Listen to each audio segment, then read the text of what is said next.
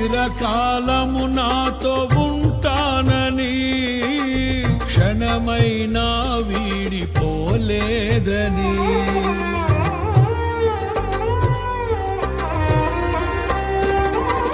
నీలో నన్ను చేర్చుకున్నావని తండ్రితో ఏకమై ఉన్నామని